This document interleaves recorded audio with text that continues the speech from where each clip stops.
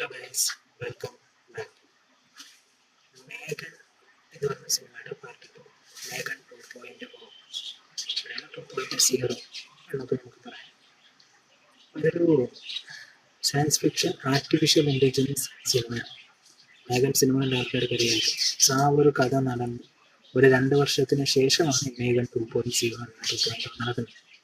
ഇന്ദ്രൻ 2.0 പോലെയാണ് ഈ ഒരു മേഘൻ 2.0 എന്ന് നമുക്ക് വേണമെങ്കിൽ പറയാം.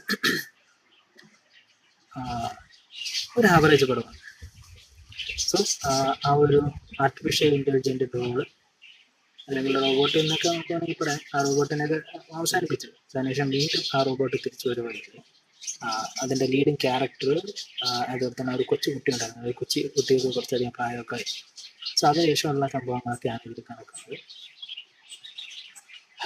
കുറച്ചുകൂടി സൂപ്പറായിട്ട് എടുക്കാമായിരുന്നു എന്നുള്ളത് എൻ്റെ ഒരു പേഴ്സണൽ ഒപ്പീനിയനാണ്. പലയിടത്തും നമുക്ക് എൻ്റർടൈൻമെൻറ്റ് മിസ്സാവുന്നുണ്ട്. ജസ്റ്റ് ഓക്കെ പടം. ഒരുപാട് പോരായ്മകളുണ്ട്, അതൊന്നും നമ്മളെടുത്ത് പറയേണ്ട. സമയമുണ്ടെങ്കിൽ ഒന്ന് കണ്ടിരിക്കാവുന്ന പടം.